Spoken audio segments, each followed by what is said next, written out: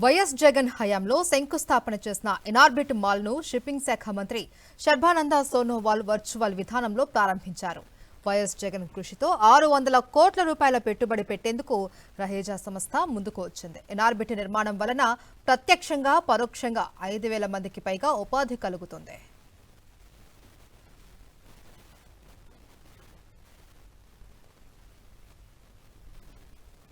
YS Jagan ముందు చూపుతోనే గొప్ప project విశాఖకు వచ్చింది అని అంటున్న వైఎస్ఆర్సీపీ నేత కేకే రాజుతో మా ప్రతినిధి నాయుడు మరిన్ని వివరాలు అందిస్తారు.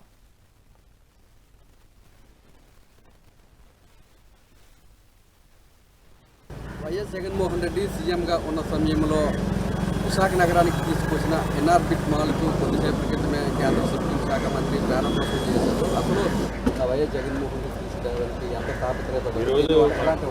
ఈరోజు ఇక్కడ చూస్తున్న ఇనార్బిట్ మాల్ రావడానికి ప్రధాన కారణం గత వైఎస్ఆర్ కాంగ్రెస్ పార్టీ ప్రభుత్వ ఆధ్వర్యంలో జగన్మోహన్ రెడ్డి గారు కృషి పట్టుదల పారదర్శకమైన ఒక మార్గాన్ని ఆ రోజు జగన్మోహన్ రెడ్డి గారు ఒక పాలసీని రూపొందించడం జరిగింది. దాని ద్వారా ఆయన ఒక నిజాయితీతో కూడిన ఆయన పట్టుదల వల్ల ఈరోజు ఇలాంటి పెట్టుబడులన్నీ కూడా వచ్చినాయి. ఈరోజు ఇనార్బిట్ మాల్ ప్రాంగణంలో సుమారు 600 నుంచి 800 కోట్ల రూపాయలతో ప్రాథమికంగా ఈ మాల్ నిర్మాణం చేయడం జరిగింది. అంతేకాదు ఆ రోజు జగన్మోహన్ రెడ్డి గారి సారథ్యంలో 2023 ఆగస్టు 1వ తారీఖున ఇనార్బిట్ మాల్ శంకుస్థాపన జరిగినప్పుడు జగన్మోహన్ రెడ్డి గారి సారథ్యంలో ఆయన సమక్షంలోనే వాళ్ళు చెప్పడం జరిగింది. ఇనార్బిట్ మాల్ ఒకటే కాదు, ఈ ప్రాంగణంలో సుమారు 3 లక్షల ఎస్ఎఫ్టీ ఐటీ టవర్ను కూడా నిర్మాణం చేస్తామని చెప్పడం జరిగింది. పెద్ద ఎత్తున ఈ ఉపాధి ఉద్యోగ అవకాశాలు కల్పించే విషయంలో ఎక్కడ అవినీతికి తావు లేకుండా, ఎందుకంటే ఇప్పటికే కూటమి నాయకులు ఏ విధంగా యువతీ యువకుల్ని మభ్యపెట్టి ఈ డబ్బులు గుంజుకొని లంచాలు గుంజుకొని ఈ ప్రైవేట్ ఉద్యోగాలు కూడా ఇప్పించే విషయంలో వక్ర మార్గంలో ప్రయాణిస్తున్నారు.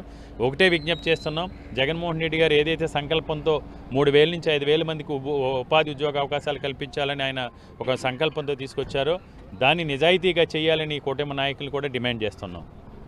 వైఎస్ జగన్మోహన్ రెడ్డి పట్టుదలతోని ముందు చూపుతోనే ఇనార్బిట్ మాల్ విశాఖ నగరానికి వచ్చిందని, దీనివల్ల ప్రత్యక్షంగా పరోక్షంగా 5,000 మందికి పైగా ఉపాధి కలుగుతుందని, ఈ ఒక్క ప్రాజెక్టే కాకుండా విశాఖ నగరానికి అదానీ డేటా సెంటర్ లాంటి ఎన్నో గొప్ప ప్రాజెక్టులను తీసుకొచ్చిన ఘనత ఒక వైఎస్ జగన్మోహన్ రెడ్డికి దక్కుతుందని చెప్పి కేకే రాజు చెప్తున్నారు. కెమెరామెన్ శంకర్తో నాయుడు, విశాఖపట్నం నుంచి.